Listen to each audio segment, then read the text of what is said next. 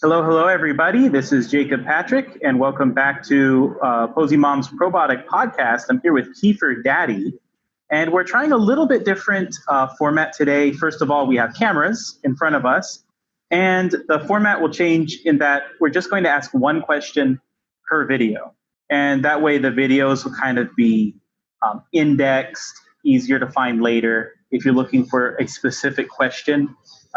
If there's a bunch of questions grouped into one, you'd have to go back and listen to a very long conversation to find that one question you're looking for. So I think this will be smarter in the long run.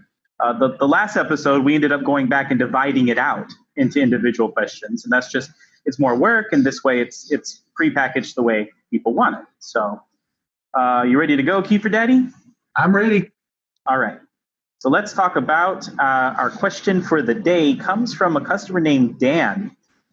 He sent us this message. He says, I have bought your water kefir a couple of times and need some help to figure out why they are not thriving like they should be. When the grains arrive, they are large in size and double in mass appropriately for a while. Then they seem to weaken over time and do not increase in size, but double in mass, then slow. The mass does not double anymore. So I switched to distilled water, and the secondary fermentation seems to be more vigorous. But the grains, after 3 batches, still have not perked up. I use the correct amount of brown sugar and molasses, and the only other thing is I do not switch the grains to a fresh jar every batch. I have since started doing that as well. I am at a loss as to what I am doing wrong. I change the sugar water solution every day and every other day as you directed on the site, or every other day as you directed on the site. Any help, my friend, would be greatly appreciated. So what can we tell Dan or anybody else who has a similar problem? Yeah, I'm glad we started with this one, Jacob, because it does seem to be a concern that a lot of ones have.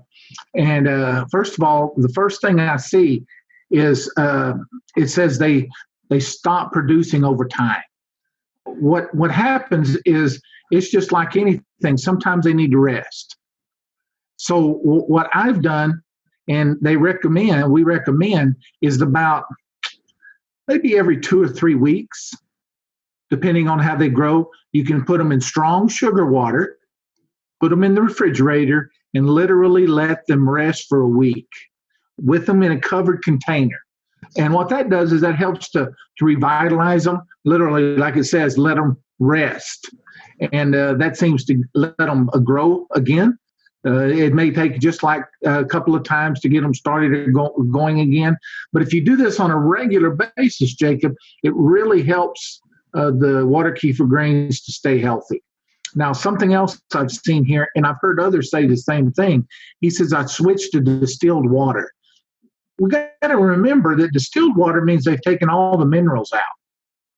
And water kefir needs minerals to grow. So really changing the distilled water is not the answer. There's a lot of, and I like this too because it answers a lot of other questions ones have had. We can go through. I've used tap water that's been boiled and cooled. But there is a problem. Boiling tap water will get rid of the chlorine, but for us here, they started using chloride. Boiling will not get rid of chloride. So we had to go to RO water, which literally takes both of those out. And that seems to make a difference. You can use spring water. We've used well water. If well water is drinkable, then it doesn't have chlorine, doesn't have fluoride. Whatever in whatever filtered water you have is fine as long as it takes out the fluoride, chlorine, and chloride. If it doesn't, then these will hurt your grains in the long run. Switching to a fresh jar is good. Changing the sugar water, and that's something else we need to stress. You do need to do it at least every 48 hours. Now, in the wintertime, I've been known to let mine grow maybe another day if it's a little cooler. But in the summer in particular, friends, do not do that more than 2 days. They need that sugar to eat. Mm-hmm. And changing them sooner doesn't help either because they've not eaten enough to grow. I remember when mine were growing really good. I lived in Oklahoma and they did great. It would the first day, it seems like they sit there, and all of a sudden the second day, they just started bubbling like crazy. So to answer that question, basically, is Dan, let them rest. Let them rest every couple of weeks. If you find after a while they're really multiplying, see they're going great, maybe let them rest a little more often. Or once you get so many grains, you can switch off. Let half your grains rest, use the other half for a couple of days, and then use them a couple of times, and then switch them back off with the others. And something I'm not sure of here either, Jacob, we realize that, okay, I said you get a quarter cup of grains, you use a quarter cup of sugar, and use a tablespoon of molasses. Obviously, and quart of water.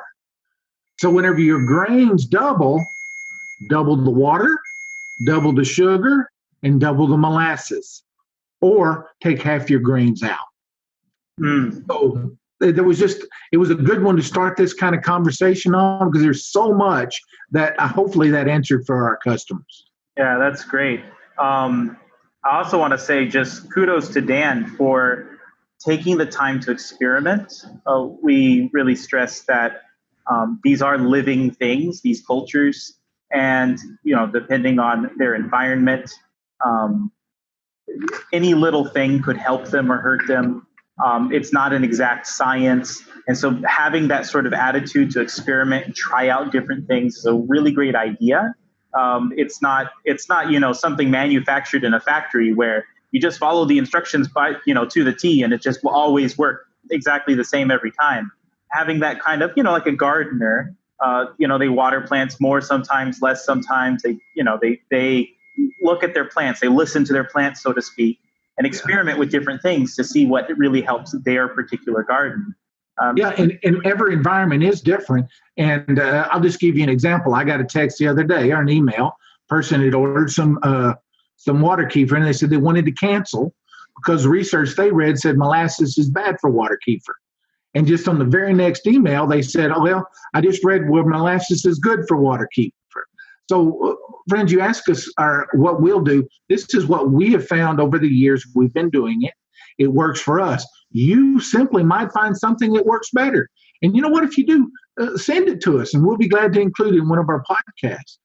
Yeah, absolutely. That'd be a great idea. Another thing I thought about with this is it's a tip we've given in previous video, and that is the kind of soap you use on any utensil that might come into contact with the grains or even your hands. If it's antibacterial soap that's being used to clean any of those things, it can kind of damage the grains or damage the culture slightly over time and stunt its growth. And it may explain why they do really good at first and then they stop doing so well later. It's just another thing to check while you're experimenting. Let them rest for sure, but also take a look at the soap and maybe stay away from anything antibacterial, especially for using, for washing those utensils or your hands before you handle the grains. Yeah, and even bleach, Jacob. When we started this, we've taken bleach completely out of our realm, except for, of course, washing clothes.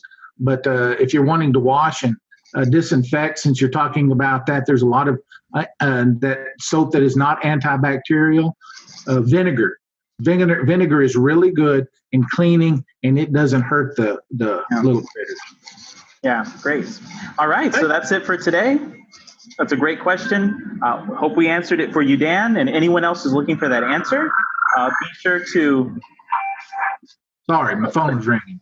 What on earth is all of that? There you go. And we are totally not cutting that out. We're keeping it in.